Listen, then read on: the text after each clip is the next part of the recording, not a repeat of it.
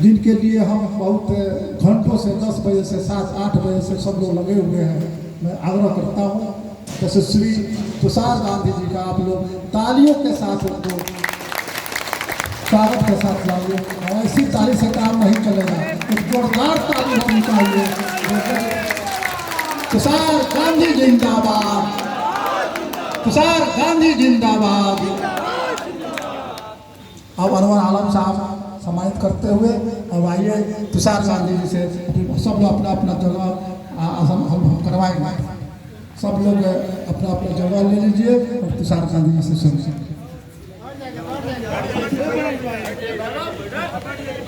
नमस्कार, बहुत बहुत शुक्रिया सारी पूरी आयोजन समिति का और तुर्कौलिया के नागरिकों का बहुत बहुत शुक्रिया।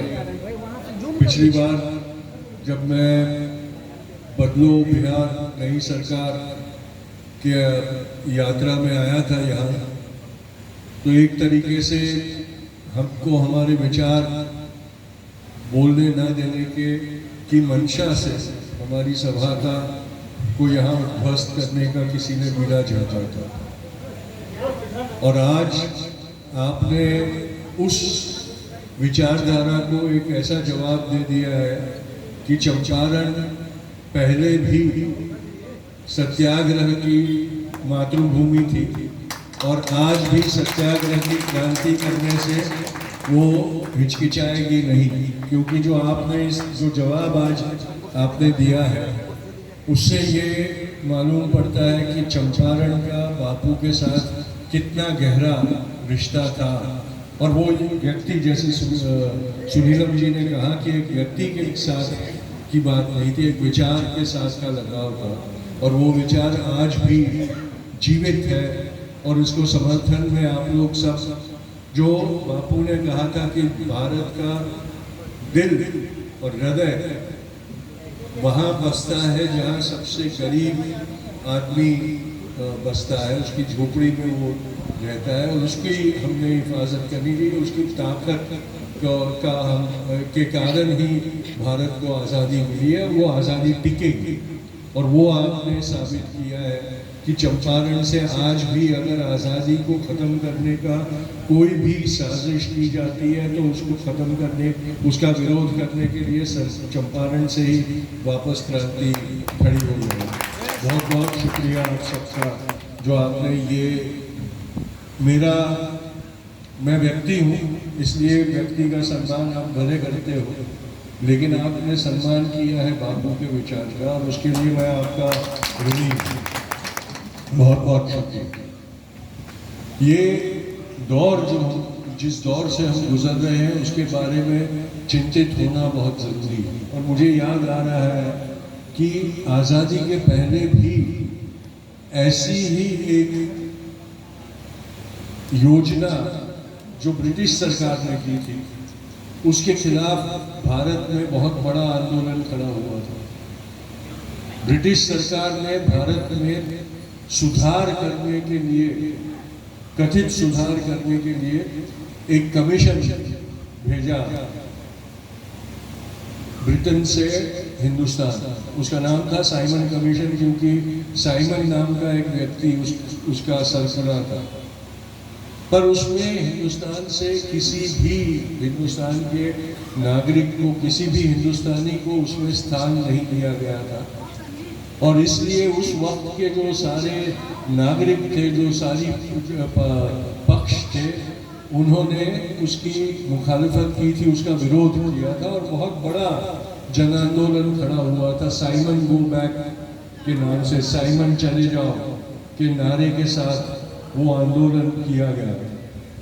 हमारा बदनसीब ये है कि आज़ाद भारत की 78वीं सालगिरह जब हम मना रहे हैं, तब सरकार हम नागरिकों को उसी तरह से पेश आ रही है, के साथ उसी तरह से पेश आ रही है कि जिस तरह से ब्रिटेन की सरकार ने उस वक्त भारत के नागरिकों के साथ किया था कि हम तुम्हारे लिए काम करने के लिए आ रहे हैं, लेकिन तुम्हें उसमें कोई प्रतिनिधित्व नहीं देंगे।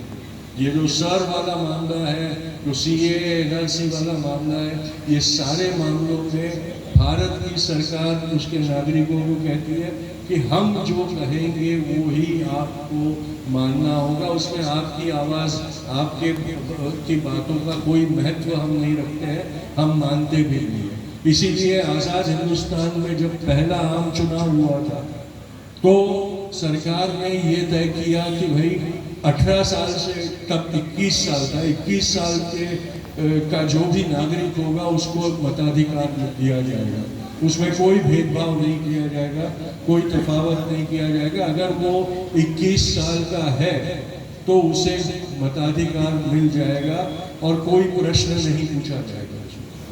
आज़ाद भारत में ये पहली दफ़ा हो रहा है कि सरकार नागरिकों से चुनौती दे रही है कि तुम साबित करो कि तुमको मताधिकार है कि नहीं। ये मताधिकार किसी की मेहरबानी नहीं है, ये मताधिकार हमें संविधान और आज़ाद भारत की सर्वप्रथम सरकार ने एक कानून के तहत हमको ये दिया था और ये तय किया था कि आज के बाद अगर 21 साल का भारतीय नागरिक होगा तो उसे मताधिकार मिलेगा। ये सरकार हमसे मताधिकार छीन लेने की कोशिश कर रही है। बिहार में उन्होंने 65 लाख या 65 लाख वोटरों को खारिज कर दिया, कह दिया कि ये लोग जाली वोटर हैं। पर ये नहीं बताया है कि क्यों, किस आधार पर उनको जाली हम ठहरा रहे हैं। अब जब उसकी शिनाख्त हो रही है तो पता चलता है कि जिनको मृतक जहाँ डिक्लेयर करके उन्होंने उनका नाम लिस्ट से निकाला है वो जीवंत है, और जो मर गए हैं उनका नाम अभी भी लिस्ट में उन लोगों ने शामिल करके रखा है। जो धांधली करना चाहते हैं, जिसका उसका जो मकसद है वो समझना बहुत ज़रूरी है कि वो डरते हैं कि मतदाता को अगर हम एक निष्पक्ष चुनाव का अधिकार देंगे तो मतदाता अपना गुस्सा दिखाकर हमको सत्ता में से बाहर करने का काम करेंगे अपनी मत की ताकत के साथ। इसलिए उस मत की ताकत उनके पास से ले ली है। पर वही सरकार, मैं कहता हूँ कि ठीक है, आपको हमारा मताधिकार हमसे छीन लेना है, हम लड़ेंगे उसके लिए, पर तो सामने हमको वो अधिकार दो कि हमारे मतों से चुन के गया हुआ जो भी विधायक या MP हो या कोई भी हो, जो भी पोजीशन से पोस्ट पे वो गया हो और गई हो, अगर वो हमारे हित का काम नहीं करते तो हम उनको वापस बुलाने की ताकत मतदाताओं को मिलनी चाहिए। ये हमको देते नहीं है क्योंकि डर है उनके लिए।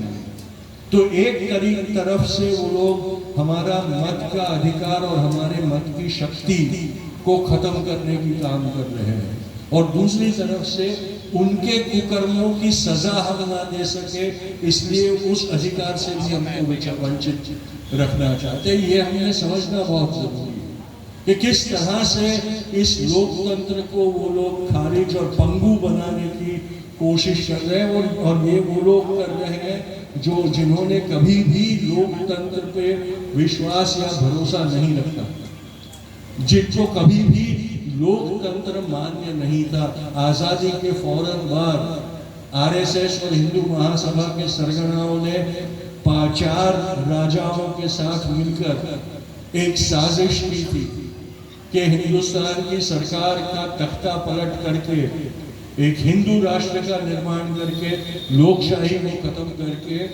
4-5 राजा और RSS और हिंदू महासभा के जो सरगना थे उनकी लीडरी में एक साझा सरकार बनाकर एक हुकुमशाही हमारे ऊपर थोप देंगे।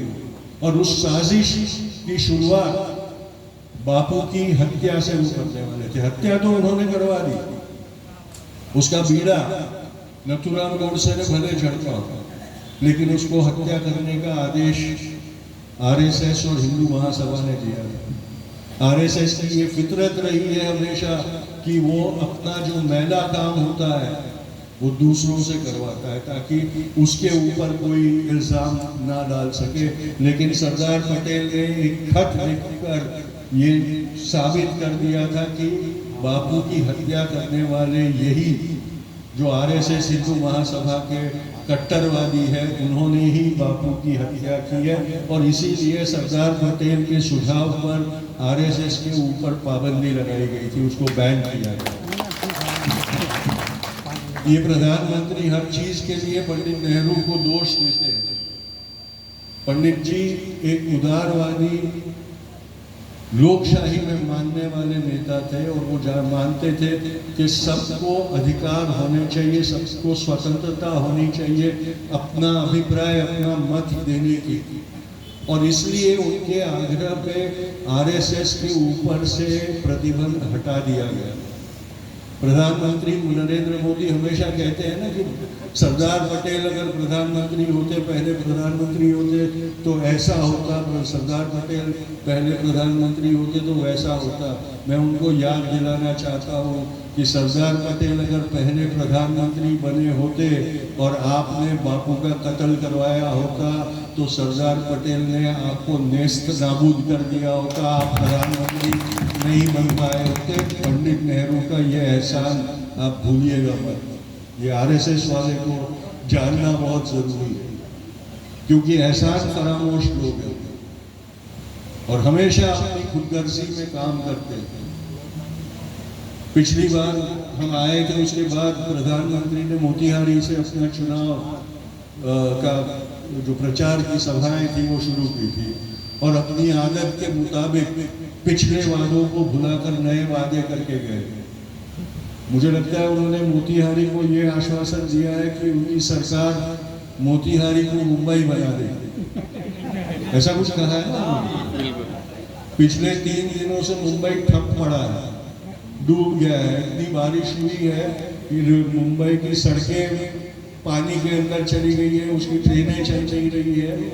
यानी प्रधानमंत्री की मंशा ये है कि मोतिहारी को भी डुबा दे, क्योंकि अपनी वो शक्कर की का कारखाना खुलवाने की का जो वादा था वो तो वो भूल गए। अब फीकी चाय पीते हैं, शायद चोरी छुपे उसमें चीनी डालते होंगे, पर अगर ईमानदार है तो उन्होंने फीकी चाय पीनी चाहिए, क्योंकि मोतिहारी की शक्कर कारखाने की शक्कर वाली चाय पीने वाले थे ना। तो ईमानदार है तो उन्होंने जब तक वो खुलता नहीं है तब तक फीकी चाय पीनी चाहिए। लेकिन चोरी की फितरत है, इसलिए चोरी छुपे उसमें शक्कर डालते ही होते। तो ये जो उनके शब्द में ताकत नहीं है, उनके वादों में कोई आस्था नहीं, इन सारी चीजों को हमने याद रखना चाहिए। हमने लड़ते रहना पड़ेगा। हम जनता जनशक्ति पे बना हुआ ये राष्ट्र है। भारत को आजादी नेताओं के कारण नहीं मिली, वरना बापू, पंडित जी, नेताजी, सरदार साहब, मौलाना साहब, ये लोग भाषण लेके चले जाते और आज की जनता की तरह उस वक्त की भी जनता जाके तालियां बजा के घर पे जाके बैठ जाती। भारत आजाद इसलिए हुआ कि उस वक्त के जो भारतीय नागरिक थे, जो हर घर में आज भी उनके पूर्वजों को पूजा जाता है। चंपारण में मुझे ये कहने की जरूरत नहीं है, क्योंकि हर घर में एक स्वतंत्रता सेनानी जरूर मिल जाएगा। वैसे जो स्वतंत्रता सेनानी थे, आम लोग उस वक्त के भारत के, उनके बलिदानों के कारण हमको आजादी मिली थी। और आज भी हमें वापस गुलाम बनाने की फितरत रखने वालों को हराने के लिए हमारे जो सामान्य सर्वसामान्य भारतीय नागरिक हैं, उनके ही क्रांति से ये भी लड़ाई हम जीत पाएंगे। और हमारे जो लोकतंत्र है और जो एक संवैधानिक लोकतंत्र है, उसकी हिफाजत भी करेंगे और उसको मजबूत भी हम करेंगे। और इसीलिए पिछले महीने भी मैं यहाँ आया था, इस बार भी वापस आपके बुलावे पर और आपके प्यार ने मुझे इधर खींच के लाया है। ये इसी के लिए है कि हम वो लड़ाई लोकतंत्र को बचाए रखने की, लोकतंत्र को शक्तिशाली बनाने की लड़ाई जो है वो लड़ते रहे। ये सिर्फ बिहार चुनाव का मामला नहीं है। वो लोग बिहार का चुनाव चुराने की कोशिश करते हैं, लेकिन उनकी मंशा है कि हमारे लोकतंत्र और हमारे संविधान पे ही डाका डाला है। और अब जैसे बापू की हत्या के वक्त किसी को उन्होंने वो बीड़ा दिया था कि भाई जाओ जाके हत्या कर लो, और नथुराम ने कर दी, उसी तरह लोकशाही की हत्या करने के लिए उन्होंने चुनाव आयोग को चुना और लोकशाही की हत्या करने का बीड़ा उन्होंने चुनाव आयोग को दिया। यही हमारा बदनसीब है कि जिस संस्था को हमने बनाया ताकि वो हमारे लोकतंत्र को मजबूत करे, उस लोकतंत्र की हिफाजत करे, वही संस्था आज गद्दार संस्था बन गई और इस लोकतंत्र का को खत्म करने की साजिश में एक हत्यारे का स्वरूप, एक किरदार अदा कर रहे हैं। इसके खिलाफ ही हमें लड़ना होगा, क्योंकि हम चुनाव आयोग के नौकर नहीं है, चुनाव आयोग हमारा नौकर है। उसने सिर्फ ये काम करना है कि हमारा नागरिक अधिकार महफूज रखे, ये देखे, ये सुनिश्चित करे कि सत्ता के मद में कोई भी हमारे नागरिक अधिकारों का हनन ना कर सके। आज चुनाव आयोग अपने कर्तव्य से चूक रहा है, तब उसके खिलाफ बगावत करना भी हमारा फर्ज बन जाता है। बापू ने कहा था कि अगर सरकार जनता का हित ना करती हो तो उस सरकार के खिलाफ बगावत करना नागरिकों का कर्तव्य बन जाता है। उन्होंने ये भी कहा था कि वो बगावत करते वक्त नागरिकों ने ये ध्यान रखना बहुत जरूरी है कि उसका जो भी परिणाम भुगतना पड़े वो भुगतने की तैयारी होनी चाहिए। दूसरे शब्दों में हमें शहादत देनी पड़ेगी, और शहादत का मतलब ये नहीं है कि हम अपनी जान दें। शहादत का मतलब है कि उसकी जो भी सजा मिले वो निभाने को हम डरे नहीं, हिचकिचाए नहीं, और हमारी सजा भुगतने की ताकत से भी उनको हराए। अंग्रेज इसलिए नहीं हारा था कि 9 अगस्त 8 अगस्त 1942 के दिन बापू ने कहा कि चले जाओ, और अंग्रेजों ने कहा हाँ ठीक है महात्मा जी हम चलते हैं। अंग्रेज इसलिए हारा था कि सारे नेताओं को उसी दिन गिरफ्तार करके जेलों में बंद करने के बावजूद उसके बाद 2.5 साल तक वो आंदोलन भारत के नागरिक चलाते रहे।